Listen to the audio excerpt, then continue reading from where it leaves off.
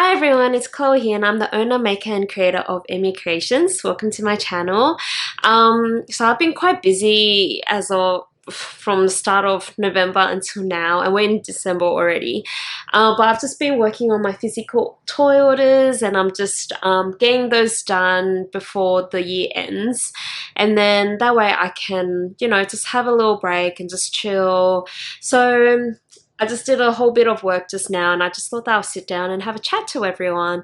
So I think, as you can see from the title of this video, the reason for this video is just to talk a little bit why I decided to leave my office job to start a small business. And it seems like it was a process where I literally just decided to quit and then start. But the reality is that this small business literally came out of the blue. It was not very planned. I just did it because of a certain event, which I will talk a little bit about. But yeah, so today's video is really just to go through and just to share with you why I decided to leave my office job and to start my small business, and to also answer some of your questions that you left me on Instagram. So yeah, so where do I start? So as some of you may know through my Instagram and also from my previous videos, I worked in the architecture industry. So I actually worked in the industry for 7.5 years, but I was also teaching architecture at the University of Technology, Sydney for 5 years as well. And I started working while I was studying. So yeah, I started as a student and then became a graduate. Something I do need to mention is that I'm not a registered architect, so I can't call myself an architect, and I don't think I ever have called myself an architect. But yeah, there was a reason why I didn't want to become registered, and that's a whole other story. But the industry, it was, I guess when I was studying, I really enjoyed studying architecture because I was able to, be my creative self, design constantly. Like, we'll always have projects where we have to design a building, and I actually found that enjoyable. It was very stressful, but I was just enjoying the process of designing so much that I didn't feel like it was a stressful situation. But then when I started working in the office, I think the reality actually really sunk in terms of how much designing I was actually doing in the real world. And I was quite fortunate that I was able to design quite a bit, but I think leading up to before I quit, I was doing a lot more, admin work, going to meetings a little bit more, handling consultants, dealing with consultants, and doing everything but designing. And I think that really affected me. I think a lot of people would hear architecture and they would think, oh, that's a design focused area, it's a design focused field. But the reality is that 5% of the time you spend on a project is on design, and then the other 95% is all the documentation, all the admin, and everything else. So I didn't feel like architecture was the right creative outlet for me. And I think that really affected my mental health, actually, because during that time, I actually really struggled with anxiety. And my husband saw that, and I would actually have, and this is quite personal, I would actually have panic attacks. And those panic attacks would actually affect me so much to the point where I couldn't control my body, I couldn't get out of bed, I literally couldn't perform properly as a person or any task, any normal task. I would literally just stay in bed and just, I guess, be depressed. And I didn't understand why that was. I didn't know what was triggering that. And then it was only when I actually sought professional help when I realized that it was my job. I didn't feel like I was, I guess, expressing myself the way that I wanted to. I wasn't being myself. I was a completely different person. And yeah, I think the main thing was that creative outlet. My job didn't allow me to be creative. It didn't allow me to express myself in my work. It didn't allow me to, you know, be that creative that I've always been since I was a little kid.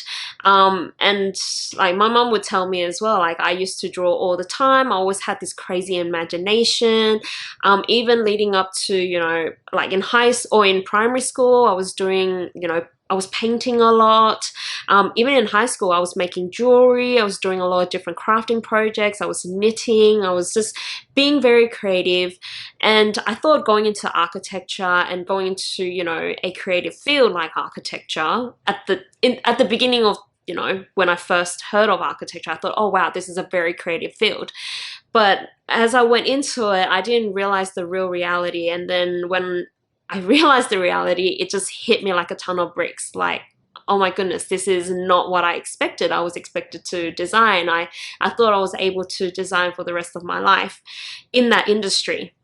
And I'm sure there are roles like that, but I think because of my anxiety and then panic attacks, it just left a really sour taste in my mouth for the industry and for architecture. Not saying that I dislike architecture. Like even today when I, you know, go overseas or when I visit a museum or something, I still appreciate architecture. So I still love looking at buildings. I still love admiring the work that architects do.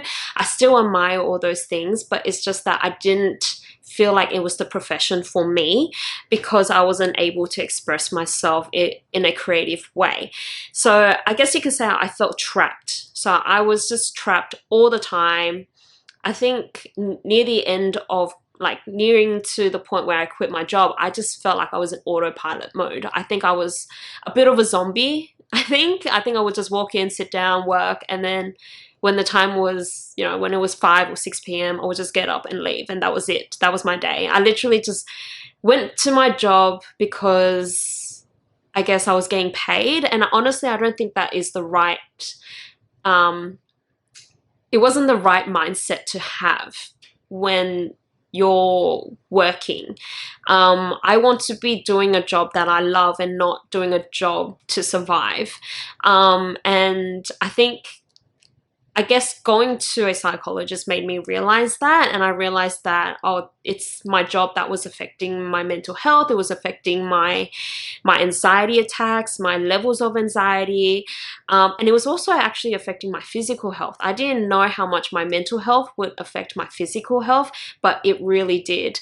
And like one example is I would always get stomach cramps or stomach aches, or feel nauseous for no reason. I'll go to the doctor, get scans, get tests, and they'll say my stomach is completely fine. There's nothing wrong with me. And I just didn't understand why I was feeling the way I was feeling until I finally went to my psychologist, and he explained that, you know, your anxiety and your stress can impact your health.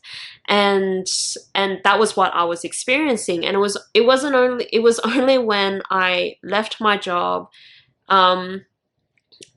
like I honestly felt a ton of weight just lifted off my shoulder. I could finally do the things that I wanted to do. And from that moment, and even now, I have not had a single stomach ache, and it's been 2 years since I've left my job.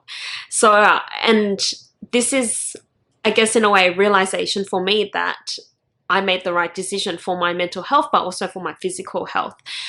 Because, you know, I want to be a healthy person. I want to be a happy person. And I want to, I guess, now that I'm 30, I guess I'm just trying to live life to the fullest and do things that I love and that make me happy and make me a strong person. But also to utilize my strengths. Like my strength is being a designer, being creative. And I guess when I quit my job, I didn't start my business straight away. I actually I think it took 2 months from when I left my job to actually start my business, because in that 2 months I was really just taking it easy. I was gardening, I was cleaning up the apartment, doing some apartment projects I wanted to do for a long time, doing crafting projects, relaxing, and then finally picking up my yarn and my hook and crocheting. And that was probably the moment when I thought, oh, I'm starting to feel bored. I can't just sit around and do nothing. And mind you, like my plan was just to quit, you know, rest for 6 months and actually go back to work. Whether it was going to be in the architecture industry or somewhere else, that was, you know, still up in the air at the time, but that was my plan, was to go back to work in an office. But then I started my business because it literally started off because I was bored at home and I had a plan drawn up from 2019 and I revisited that plan. And I talk about that plan in my very first video. And yes, I revisited that plan and I realized that, you know, maybe this is the best time to start this. Like, I don't have a job lined up, I'm feeling bored, I need something to, you know, use my creative juices on. And creating the crochet business was honestly the best decision, as you guys can see from the results that I have had from my Instagram account and also from my Etsy stores and also my official shop as well. So I'm really thankful that I was able to, you know, come to that decision of creating my small business, even though it kind of came off from a moment where I was struggling the most. So I was in my lowest of lowest moments when I quit my job. And yeah, so and honestly, I haven't looked back. I am very content, I'm very happy, and I love what I do. I love designing, I love creating, and that's something that I can't take away from me. Like I feel like I was born to be a creator or to be a designer. Like I'm always, you know, looking for new ideas. I'm always exploring for new ways to crochet, or I'm always trying to look for new mediums to link with crochet or something. Like I just love that design thinking and that process that I can, you know, go through and put my hands to use and just make things with my own hands and not be, you know, pigeonholed or be trapped in something that wasn't allowing me to shine and be myself. So that is really, I guess, a quick summary in terms of why I left my job, and it was purely because of, well, a few things, I guess, to summarize, like my mental health and my physical health, but also I needed a creative outlet, and unfortunately working in the architecture industry was not that outlet that allowed me to do what I want to do. And I'm just so glad that I started this business so that I can allow myself to create what I'm doing now. So yeah, and I've heard similar stories to myself from other crocheters and other small business owners as well. And, you know, I guess the reason why I want to talk about this is just to give you guys the inspiration. If you're going through something similar to what I went through, you know, so, like just struggling with your mental health, or just, you know, you have this dream of starting your own small business, then I honestly would encourage you, and hopefully maybe this video will give you some, you know, encouragement and some hope that you can actually start and create the dream that you've been wanting to create for a long time. I know the first step is always the hardest. When I resigned, I actually wasn't the one who wrote my resignation letter. It was actually my husband and my brother. I also wasn't the one who pressed the send. It was my brother who pressed the send button to my managers. So they could see how hard it was for me to do it, but they knew that was something that I had to do. So I'm really thankful and grateful to my husband and my brother for being there for me and to just get me started, to start my new chapter in life. So yeah, it's not an easy thing to do, and it's very scary, but just know that there is a great reward when you make that big decision in your life. And whenever my friends tell me they've left their job, or they say they hate their job, I will always say, you know, just leave, just do what you want to do what you love. And I'll always congratulate them, because it's such a difficult thing to do and a really hard thing to realize as well.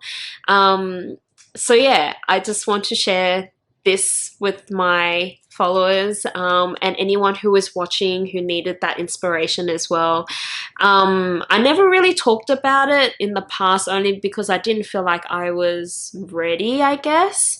But I think now I feel more open about it. I do talk openly about, you know, mental health and my panic attacks openly with friends and my family.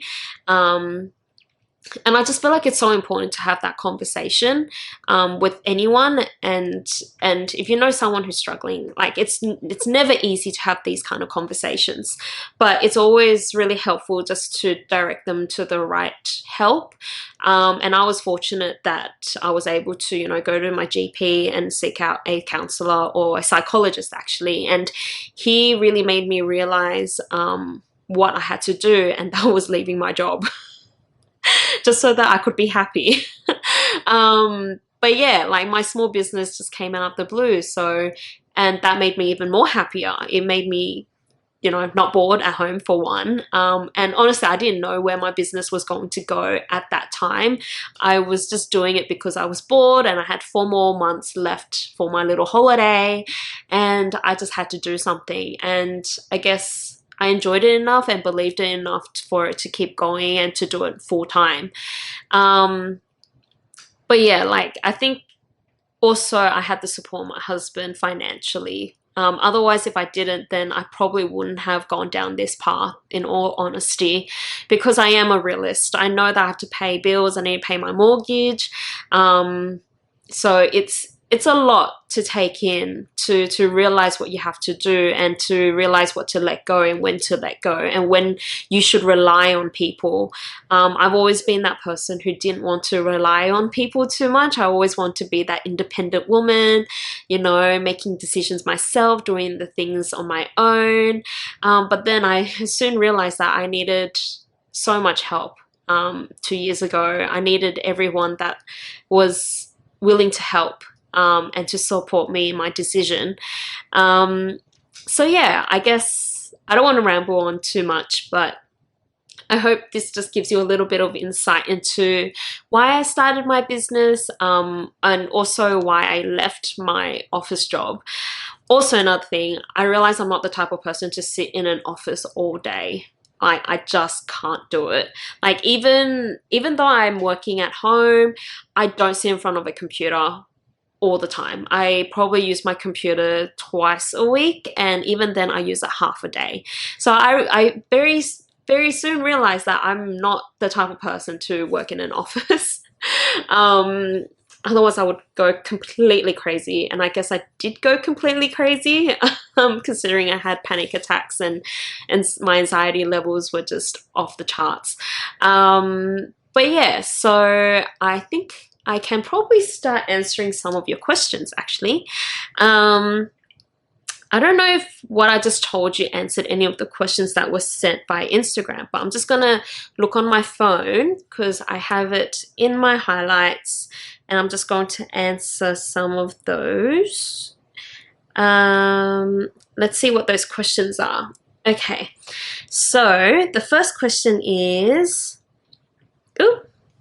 how do I do? Okay, how did you start your crochet business? I guess I kind of touched on this in this video in terms of why I started, but in terms of how I started, I did create a video, my very first video, that actually talks about how to start a crochet business, and that was actually what I did as well, which is why I created that video. And it was just answering those 5 key questions, which I won't go in detail in this video, but I'll leave a link up here or wherever the link's gonna pop up, but I'll leave a little tab up here just so that you can click into it. But basically, just to summarize, it really started with a business plan, which is what I talked about in the first video, and I went through a lot of different questions, and those questions were the who, what, where, when, and how, I think, from memory. And then it kind of just took off from there. In terms of the, I guess, how long it kind of took me to create my business. At the beginning, I was just making toys and I was just selling them to friends and family.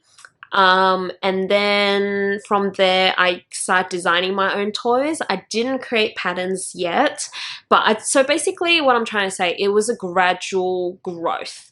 So I started with selling toys to family and friends. Then I designed my own toys just to share on Instagram, just to create some content. And then people started reaching out to me about my creations, and they would ask me if I had a pattern for it. And obviously my answer would always be no. At that time, I don't have a pattern. But that also made me realize that, oh, if people are asking me for my patterns, that means they're interested in buying the pattern and making that toy for themselves. And so that kind of led on to creating the digital patterns. And then also then led me to creating my stores, because I finally have a physical toy I could sell and also had a pattern that I could sell.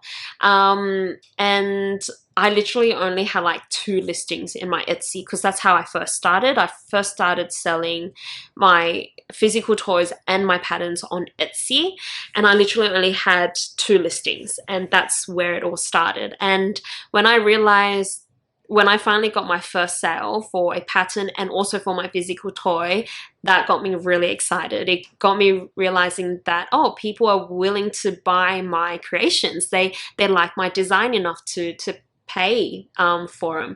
So at the beginning, I did undervalue and underprice my patterns and my toys. I think my Zodiac toy, I sold it for $25, whereas now I sell it for almost $40.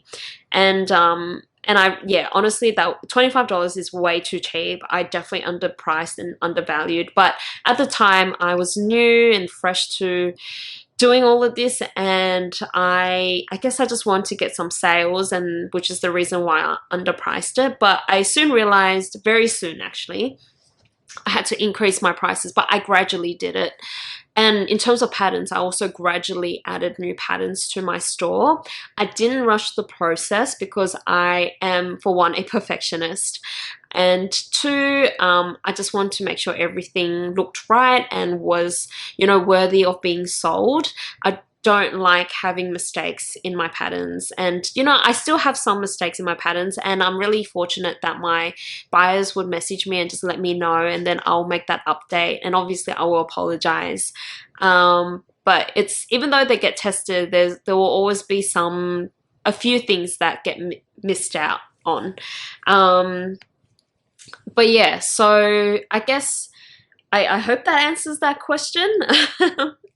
Okay, so the next question is, did you start your business full-time or as a part-time job that became full-time? So yeah, I definitely answered this question in my little story just then. I started my business full-time, like I said before, because I quit my job because I hated my job and I was just going to take a break. And then I guess the business happened because I was bored, and then decided to do it full-time, and I've been running it full-time ever since. I think if I didn't quit my job, I probably would have done this business as a part-time basis and then gradually just moved to a full-time basis, only because I think that is just less risky in terms of the financial side. But at the time, I was very lucky to have my husband supporting me financially. With that being said, I did use my savings to run my full-time business. And my savings did last me for the whole year in terms of running my business. And there was one point, and I'll be very honest, there was one point where I was earning, but I was to the point where my bank account was literally 0. And at one point, it was negative 100. And I only knew this because my husband keeps all the financials up to date, and we still have, like, in a way, separate accounts, but not really separate accounts. But that's another conversation. But yeah, at one point, I literally was in the negative of 100. It wasn't because I guess it was because I wasn't earning enough to pay for all my bills and my mortgage, and so I was also eating up in my savings. And because of that, that's why my savings went down to 0 and to a point of -100. But now I can confidently say I do have savings in my account again, because I am definitely earning a lot more. I'm earning enough to pay for my bills and pay for my portion of the mortgage, and also pay for Captain when he has any medical episodes, or we have to take him to the vet, or when I see a toy for him. I can finally splurge a little bit now that I've earned a little bit more. I didn't buy new clothes for like 3 years because my bank account was so low and I didn't want to rely on my husband too much. Like I said before, I'm someone who's quite independent. I've always been quite independent. And so the idea of getting my husband to, you know, fund for my business, it was just something that I wasn't going to allow happen. And he respected that. So he supported me in the sense of feeding me. So any food in my stomach makes me happy. But yeah, I think if I was to do it over again, and I would probably not have left my job so quickly and probably would have run my business part-time. But I also don't regret the fact that I did start my business on a full-time basis. But just remember, there are a lot of financial costs when you do that, and if you have the financial stability to run it full-time, then definitely do it. But if you don't, then you should really consider doing it as a part-time basis rather than a full-time basis at the beginning. So yeah, I hope that answers that question as well. I'll probably talk a little bit more. So the next question is, will you plan to make tutorial videos for your written patterns? This is a really good question, because I really do want to start creating video tutorials, and definitely would like to do it for my patterns. Like right now I have over 50 over 50 patterns in my store, and to create video tutorials for all of them will be a very long process. And right now I don't have a lot of time to create video tutorials. I think what I'm planning, I've also discussed this with my husband, I haven't bought new gear so that I could film tutorials, and I'm using that gear right now actually. But what I'm planning to do is to create video tutorials for my kids, so that, and with my kids, they're beginning, I can't even talk, guys. They're beginner friendly. And so I want to, you know, add another layer to my kits, just so it makes the experience better for beginner crocheters. So I'm hoping in December, while I have my store in holiday mode, that I can probably get some of those videos started. And only, the thing is with those patterns, only if you buy the kit, then you will have access to those videos. But I will think about creating video tutorials for patterns. It may not be of my existing patterns, but I may do video tutorials of patterns, and they will just be for YouTube. So that's also another option that I'm thinking about at the moment. So yeah, so there are plans to do video tutorials for kit patterns and video tutorials for YouTube patterns, which will be very simple, basic patterns in the future. How do you start? I guess I covered this question already, so I probably won't repeat myself with this one. But I guess in terms of starting, don't be afraid. It's very hard to make that first step when you're starting a new business, but don't be afraid to start. I think with everyone, you are your worst enemy. And I was definitely my worst enemy. I had a plan for 2 years and I didn't act on it until my very darkest moment, when I was, you know, sick of my job and I was bored with my life, and I just needed to do something that made me feel happy and felt good. So don't hesitate, don't be scared, just take that leap and start. So the next question, how do you learn to make patterns? So I kind of went through this in my last videos, and I'll add a link here and also in the description of how to start making patterns.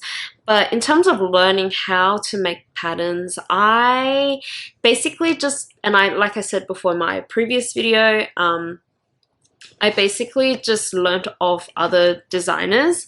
I learned to make a lot of toys, looked at their patterns, and kind of just learnt how they phrased certain instructions and the terminologies that they used. And I guess I stored that in my memory bank and wrote notes as well, just to remind me that this is how you should phrase certain things, and I applied that to my own, I guess, my own designs and my own patterns. But yeah, in terms of learning, like, I'm a self-taught crocheter, I'm a self-taught designer, and a self-taught pattern writer. So it really is just based off learning from other people, and I think in terms of making your own patterns, you just need to find that confidence to start writing your own patterns. And if you're unsure of anything, you can always refer to other patterns and see how they phrased certain words. Obviously, don't copy, because that is definitely a no-no, because you'll be stealing some intellectual property from another designer. So what I'm trying to say is, don't copy, but just learn. Learn how they phrase words, learn what terminologies they use, learn the techniques through in terms of pattern writing. But yeah, you just need to practice. And once you find that confidence to create your own designs and to create your own patterns, then you can definitely do it. And like I said, I do have a video outlining the steps of how to make patterns. But in terms of learning, that is really up to you, and just do, just making a lot of crochet toys or crochet items, and then analyzing other patterns and creating your own patterns when the time comes. So the next question is how to grow on Instagram. So this is a really good question, and I get this question quite often actually. And honestly, I don't think there is a real, I guess, I'm not 100% sure how I grew my Instagram account. But when I started less than 2 years ago, my account had 0 followers. It had, like, my first few followers were my friends and family. But now, almost 2 years later, I do have 52,000 followers. And I definitely think the growth of my Instagram account was by, one, posting consistently. And by consistently, I do post every day, but you don't have to post every day. You can post every second day at the same time, and that can be considered consistent. I also started to post more reels, and with my reels, I just posted videos of me packaging orders or showing, new designs, or just anything that was related to my business. I think with your Instagram, you need to be consistent in the sense of what you are posting. So if your Instagram is about crochet, then you will be consistently posting Instagram posts and reels about your crochet. As soon as you deter from that, your followers will stop engaging, because a lot of your followers follow you because they want to see a particular content. And same with new followers as well. They also would follow your page because of a particular content that they like. So yeah, 1, post consistently. 2, definitely post reels, because that's what the algorithm wants to see. The other thing is the photography and the videography as well, but I don't know much about videography. But in terms of photography, just make sure that your posts are, I guess, appealing, and that it works for your Instagram feed. I will, and I've promised this video for a long time, I will create this video, and it is coming. I'm in the planning process of it, but I will do a video about photography and photo editing as well. because that in terms of photography, I used to take photos for the company that I worked with. I took photos of their buildings, and they've used my photographs for their, you know, project submissions and things. I also took photos for the University of Technology for events as well. So I do have a bit of photography skills in my back pocket, and I'm hoping that I can share that with you guys, and especially editing, because I think editing is very important and some people don't really utilize editing tools, and there's so many free ones online that you can choose and work with. But in that video, I will go through mostly Lightroom because that is what I used from the very beginning. I used to use the desktop version, but I also now use the app version as well. But in terms of growing your Instagram, definitely photo quality needs to be good. Being consistent is really important, and obviously tackling the Instagram algorithm in terms of posting reels. So, and in terms of posting reels, I don't know how to explain it, but I always do my research first with my reels, and I would get inspiration from other people's reels, and I will try and create similar reels but with my own content.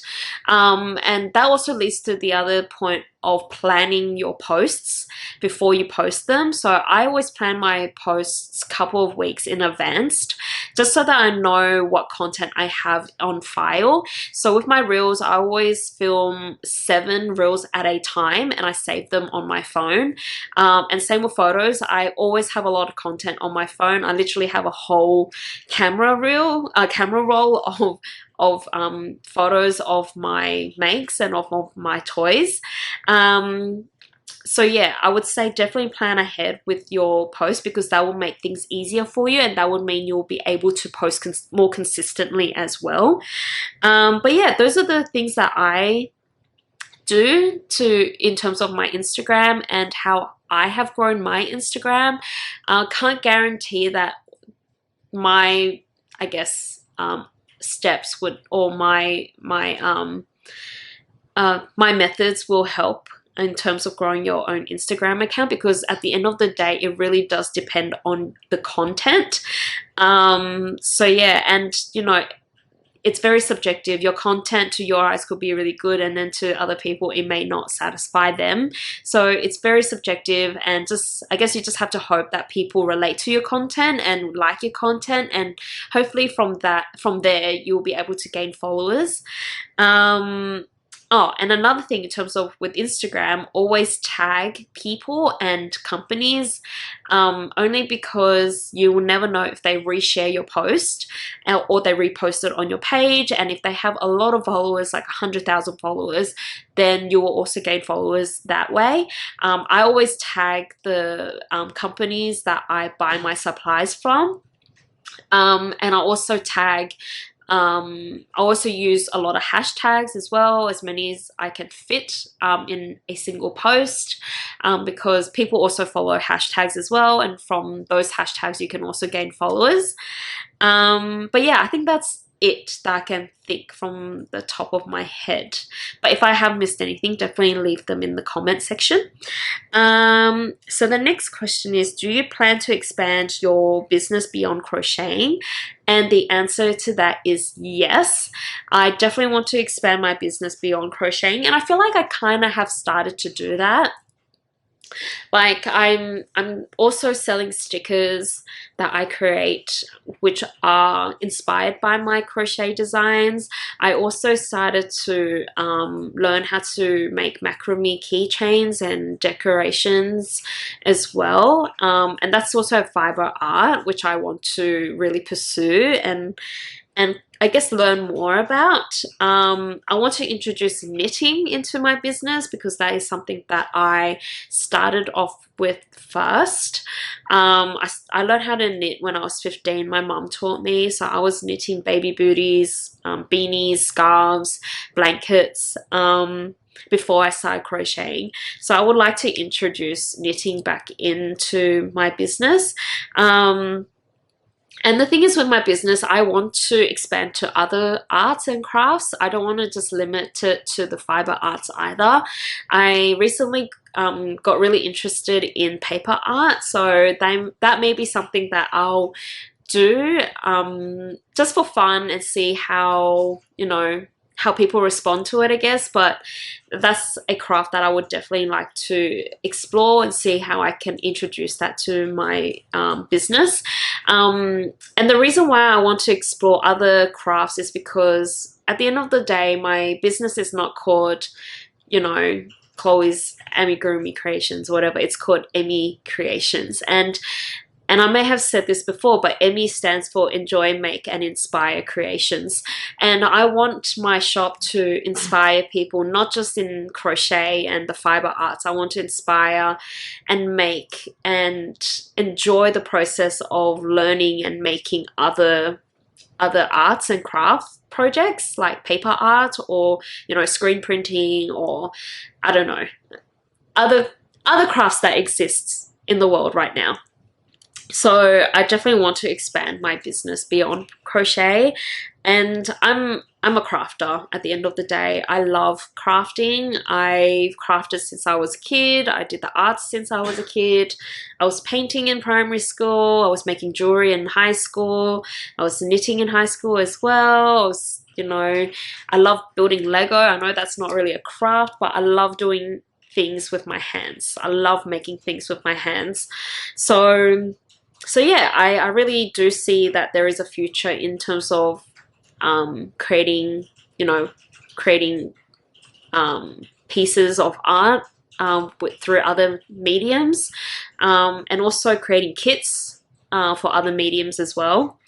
But yeah, we'll see how that goes. But right now, my hope is that I will expand beyond crochet. Next question is, how many orders do you get in a week? I hope this isn't too intrusive. Oh, how many orders do I get in a week? That's a hard one because I don't... So it changes, it fluctuates. Right now, so when I first started, I can confidently say I received 1 or 2 orders per week, which meant I didn't earn that much. I think I only earned like $200 a month when I first started my business, which is not enough to survive. So I used a lot of my savings. But now, so I can talk about last month. Last month I had a lot of pattern sales, I had a lot of kit sales, and I had a lot of physical toy sales. But I can say, I think in a week, I know that I earned over $1,000 in a week in the month of November, and 60% of my earnings was from my pattern sales. My kit sales were around 15 to 20%, and then the rest was from my physical toys. So I guess, like, if I break it down, patterns are no more than between, like, my individual patterns are sold no more than $8 or $8.50, and the bundles, the most expensive bundle was around $60, but at the time it was on sale, so it was around, like, you know, 50 something dollars. And then there's my kits, which were $20, and then my physical toys, which were all between 70 to 100 or over $100 actually.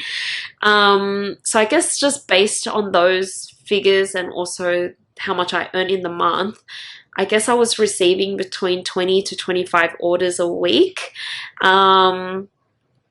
which was definitely more than enough for, which was great for my business, I have to admit. I'm trying to remember if that was just purely from Etsy sales or if that was from my Wix as well. But yeah, really hard to gauge how many orders I did get in a week, and I'll probably do a separate video talking about how much I earn from different streams of income, because I do get income through my Etsy and my website, but I also get income from, you know, other streams like affiliations as well. But yeah, I'll do a video about that in the future so that you can get a bit more insight into my small business and can probably give you an idea, you know, how much you can potentially earn through a small business, like mine. But yeah, I guess at the start I only got 2 orders a week. Now I'm getting roughly 20 orders a week. So I am quite busy. So the next question is, what is the future for your business? Oh, my future for my business. I have so many things planned, and I just feel like I just never have enough time to achieve all of those things. But the plan for the business is to obviously keep growing. I did have a chat with my husband recently talking about what I should do in terms of my physical handmade toy orders, because they do take a lot of time, and I think I have kind of come to the conclusion that I will reduce the number of reduce the number of handmade toys that I can produce. So I'm planning to remove some physical toy items from my store, and I'll probably will put them up again as a pre-order in the future. Or I may, you know, make those toys beforehand and then I'll put them up in my store instead of doing made to order, because the made to orders are quite stressful, because I know some of my buyers want them urgently and I try my best to make them as quickly as I can. But because I have a lot of other toy orders that I have to achieve, and also other kit orders I have to, you know, fulfill as well, which are my physical orders, it does take a lot of time away from, you know, pattern making, like toy designing and stuff. So I guess my priority for next year is really to be creating more patterns and more designs, rather than replicating toys that I would that I've made 100 times for the last 2 years. With that being said, I will keep my dim sum toys. Only because they are quicker to make, because one little dim sum takes 1 hour, and I know that is achievable. So, and that doesn't, like, an hour of my day is not much time taken away from me, so I'm fine with creating those, and they're also my best sellers as well. So I'm obviously not going to remove my best sellers.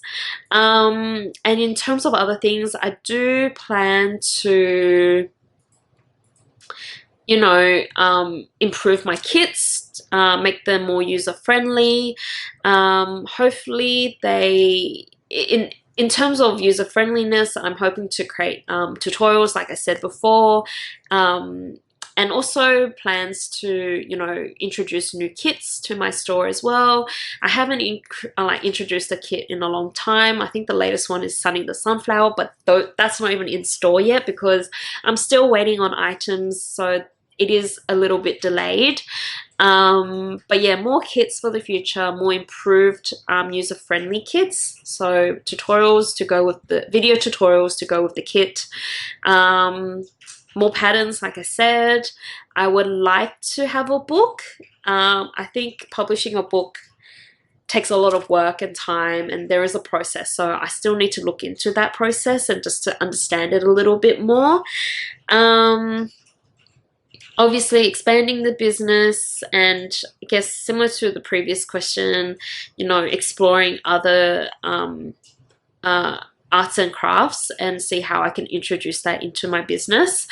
I want to improve my drawing style as well. I want to, you know, find my style and, you know, do more drawing, and who knows, I may, you know, expand on my like sticker side of things, add more stickers to my store. Right now my stickers are not selling as well as I hope, but you know, my focus is not on the stickers, so it doesn't bother me too much.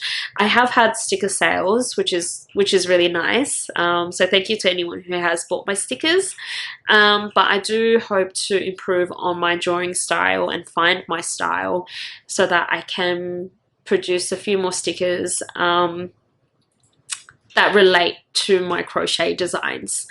But yeah, it's just really, the future is just constantly building my business and expanding it and making it better for my buyers. And I also have plans to redesign the structure of my patterns, so rethinking how I lay out the patterns and stuff. So maybe, you know, in the middle of next year, the styling of my patterns will look a little bit different. I won't be changing the existing patterns, only because it's too much work. But yeah, so it's just like rebranding in a way. So I'm always thinking about rebranding for my business. So yeah, so I think that's all I have on my list to do for the future of my business, but I'm sure there's a lot more. I'm constantly thinking of new ways or new things to introduce to my business. And yeah, I just hope that, like, this year has been an amazing year, and this was the year that I grew the most. And I just hope that my business will just keep growing next year, and I really hope that one day my business will be able to support my family more. So yeah. Okay, so here is the last question for today. How to help an introvert consistently socialize on social media? So I am an introvert, and obviously the person who asked me this knows that I'm an introvert. I have the personality type INFJ, which is the rarest in the world apparently. And when I did my test the last time, I got 98% for introversion. But that was at the time when I was very depressed and I hated my job and I hated people and I just wanted to be on my own. So that makes sense that my introversion was at 98%. I'm sure if I did it again, it will probably be at 80% or something. But yeah, as an introvert and doing social media, it has been quite scary, and I think it took me a lot of time to get comfortable with the idea of the fact that people will need to see my face and that I will have to interact with my followers. I think if you look at my earlier posts, you rarely, or even my stories, you rarely saw my face. You never knew who or what I looked like. And it was probably only recently, I think this year, when I actually started to show my face more often on social media, just through stories or even just posting photos of myself on Instagram. But that took a lot of time for me to build up that courage to do that. I don't know, I've always been the person to be behind the camera instead of in front of the camera. And so when I finally had to deal with the reality that I have to be in front of the camera for my followers, I really would, I had to prepare myself. I would always hype myself up before I posted a story. I would always, you know, hype myself up before I start a YouTube video. And even with my YouTube channel, like, I had it planned for, you know, 5 months, and I didn't really start it until recently. And I kept delaying it. I just kept making excuses, and, you know, I had to finally, you know, take that leap and just put my foot down and just say, Chloe, wake up. This is something you want to do. This is something you have to do.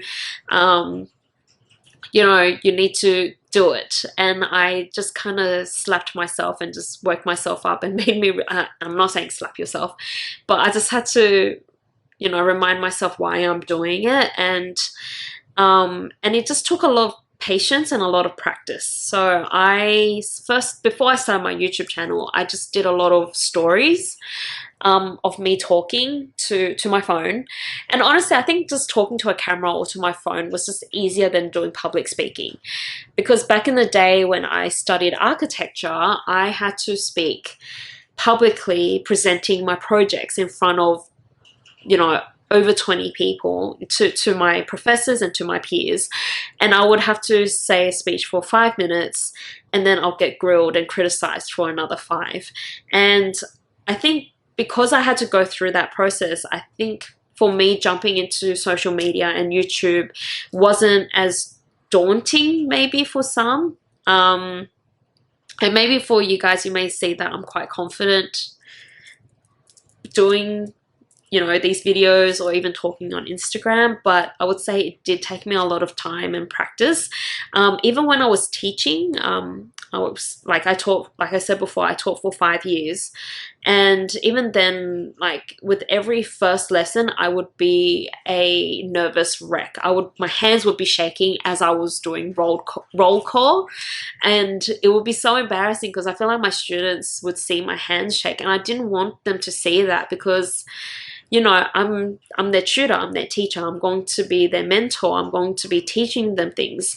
And I had to really learn quickly to shake those nerves away and show the confident side. I honestly think, like, even with work and with teaching, I always wore a mask. And I think I struggled with that. The fact that I had to wear a mask to show that I am confident and to prove to people that I'm confident and know what I'm doing made me really nervous and anxious all the time, because I was constantly worried that they would see through that mask and see that, oh, Chloe's not very confident, or, you know, she's not very outspoken, or whatever people may think. And I think that was all in my head at the end of the day. So it would affect my self-confidence. But I had to really learn to break away from that and just to, you know, be confident with myself and know that I know what I'm doing, I know what I'm saying, and that, you know, people are listening. And it just took a lot of practice. I guess that phrase, practice makes perfect, I guess it's true. Like, not perfect, like no one's ever perfect, but as you practice in front of the camera, or just, you know, practicing in front of a mirror, practicing in front of your family, in front of your friends, you know, anything can help you with, in terms of connecting with people at a social level, especially if, you know, you have a social media account and you're running a business and you want to connect with your followers.